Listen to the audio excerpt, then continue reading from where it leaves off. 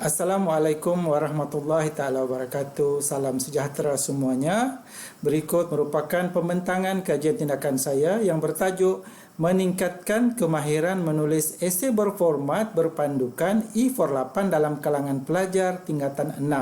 Saya Cikgu Muhammad Firdaus bin Abdul Salam, guru tingkatan 6 dari SMK Gunsanat Keningau Sabah. Tuan-tuan dan puan-puan, sebelum saya memulakan refleksi ini, saya ingin bercerita sedikit tentang latar belakang pelaksanaan kerja kursus tingkatan 6 untuk semester 2. Untuk semester 2, para pelajar akan dikehendaki untuk melaksanakan kerja kursus yang merupakan penulisan esei berformat, dan ini telah saya laksanakan dalam kalangan pelajar-pelajar saya.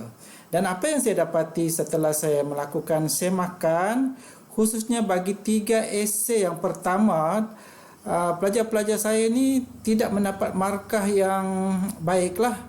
Okey. Jadi ini sangat merisaukan saya.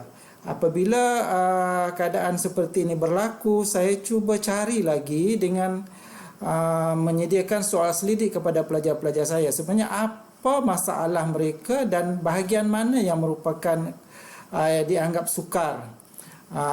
Dan akhirnya saya dapat tahu bahawa mengurai isi dan mematuhi format itu merupakan perkara yang dianggap sukar, dan saya susuli juga dengan temu bual, dan hasil temu bual itu mengesahkan lagi bahawa pelajar saya memang menghadapi kesukaran untuk mematuhi format dan menguraikan isi. Dan saya berpendapat apabila masalah ini berterusan, dikhuatiri akan menjejaskan markah keseluruhan kerja khusus ini, dan sudah semestinya lah akan menjejaskan pemberian grade, sebab kerja khusus ini merupakan sebahagian daripada keputusan akhir peperiksaan STPM itu sendiri. Baik, tuan-tuan dan puan-puan, fokus kajian saya sebenarnya ialah cara mengatasi kelemahan menulis dari aspek format dan huraian isi. Daripada fokus kajian itu, saya menetapkan objektif umum ialah meningkatkan kemahiran menulis esei berformat berpandukan E48 dalam kalangan pelajar tingkatan 6 seni visual. Dan saya perincikan kepada 2 objektif khusus. Yang pertama, memastikan 12 orang pelajar tingkatan 6 memperoleh sekurang-kurangnya 13 daripada 25 markah bagi semua jenis penulisan esei berformat. Sementara objektif khusus kedua, memastikan 12 orang pelajar tingkatan 6 mendapat markah maksimum bagi aspek format untuk semua jenis penulisan esei berformat. Baik, berikut saya paparkan kumpulan sasaran yang merupakan 12 orang pelajar tingkatan 6 seni visual. Daripada bilangan tersebut, 9 daripadanya ialah perempuan dan 3 ialah pelajar lelaki. Dan saya masukkan juga maklumat tentang keputusan SPM Bahasa Melayu dan juga keputusan peringkat STPM Penggal 1. Dan dapat saya rumuskan bahawa dari segi kualiti dan kuantiti keputusan ataupun latar belakang bahasa Melayu mereka ini agak tidak memuaskan. Ini saya rasa ada korelasinya dengan keupayaan mereka dalam menulis esei berformat itu. Baik, dan dalam kajian ini saya berpandukan kepada model Chemist dan McTaggart yang terdiri daripada langkah perancangan, tindakan, pemerhatian dan refleksi. Dan keempat-empat langkah ini akan saya perincikan dalam slide yang berikutnya. Tuan-tuan dan puan-puan, dari segi perancangan saya menyediakan 2 perancangan. Yang pertama sekali, perancangan masa. Baik, dari segi perancangan masa saya telah merancang berdasarkan panduan yang telah disediakan oleh Majlis Peperiksaan Malaysia sendiri, yang bertanda merah itu yang sepatutnya bermula pada bulan Februari dan berakhir pada bulan Jun. Tetapi berikutan daripada pelaksanaan PKP pada tahun 2020, perubahan-perubahan itu telah saya ubah suai yang bertanda warna biru itu. Baik, perancangan dari segi bahan. Pada awalnya saya berfikir apakah bahan yang sesuai ataupun langkah yang sesuai saya laksanakan untuk kelas saya ini. Jadi saya telah membuat sedikit tinjauan literatur dan pembacaan-pembacaan untuk masalah yang berkaitan.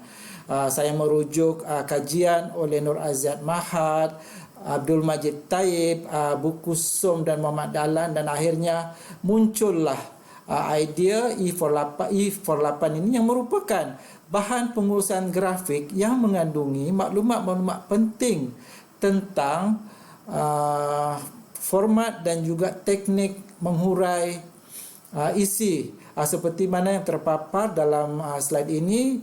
Dua contoh saya berikan, iaitu esei berformat untuk ceramah dan juga esei berformat memorandum. Seterusnya dari segi tindakan, seperti mana saya katakan tadi, tindakan itu hanya bermula pada bulan Jun sehingga pada bulan September. Dan untuk pengetahuan tuan-tuan dan puan-puan, pada bulan sebelumnya saya sudah sempat melaksanakan 3 jenis esei berformat. Di situlah yang saya dapat masalah-masalah itu ya. Kemudian bakinya saya teruskan dengan 5 jenis esei berformat tadi dengan berpandukan kepada E48 tadi. Seterusnya perincian tindakan. Dari segi perincian tindakan, saya melaksanakan 4 langkah penting. Yang pertama sekali, saya memperkenalkan E48 dalam PDPC bersemuka. Saya mengambil contoh ceramah. Daripada ceramah ini saya menerangkan tentang format-format yang perlu ada dalam ceramah. Misal kata yang tertera, yang bertanda bulatan merah itu ya. Kemudian saya juga menerangkan tentang teknik-teknik menghuraikan isi yang bertanda 4 segi kuning itu ya. Baik, langkah yang seterusnya, langkah 2, membincangkan butiran penting khususnya format dan panduan mengurai isi, dan pendekatan ini masih lagi berpusatkan bahan dan pelajar, dan sudah semestinya semasa melaksanakan PDPC ini saya amat menekankan tentang SOP yang sudah dikeluarkan ataupun berkuat kuasa pada ketika itu. Seterusnya langkah ketiga, pelajar menulis berdasarkan tajuk, dan pada ketika ini pelajar digalakkan merujuk buku dan bahan dari Google dari peranti masing-masing. Dan di sinilah sebenarnya elemen-elemen kebat itu kita terapkan, termasuklah kemahiran mengurai fakta, TMK, kecerdasan dan pelbagai. Akhir sekali langkah 4, pelajar sendiri membentangkan hasil secara lisan dan tulisan. Di sini juga saya dengan pelajar-pelajar lain membuat sedikit penambahbaikan hasil daripada tugasan-tugasan tadi. Seterusnya ialah dapatan kajian. Dapatan kajian menunjukkan bahawa terdapat perubahan.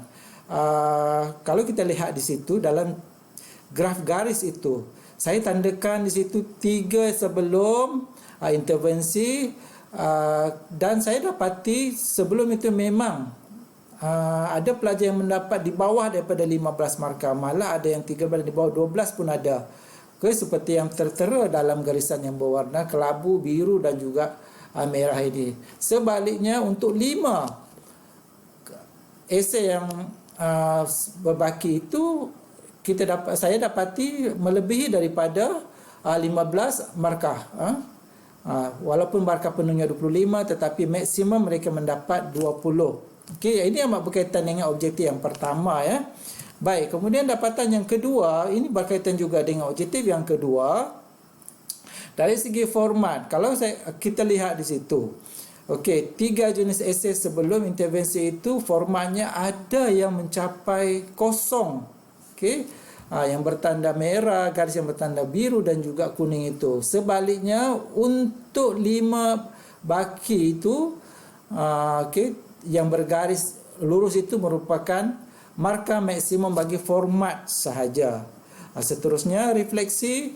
Untuk refleksi kajian tindakan ini saya mendapati satu pengalaman baru dalam usaha menambah baik amalan PDPC saya, dan juga ini merupakan satu persepsi baru kepada pelajar. Kalau sebelumnya mereka beranggapan ini sukar bagi mereka, tetapi selepas itu mereka beranggapan tidaklah sesukar seperti mana yang mereka tanggapi sebelum ini.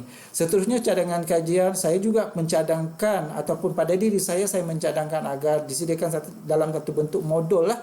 Okey, dan modul ini juga boleh diakses melalui QR code. Okey, akhir sekali sekian dan terima kasih, dan saya tinggalkan tuan-tuan dan puan-puan dengan tayangan video.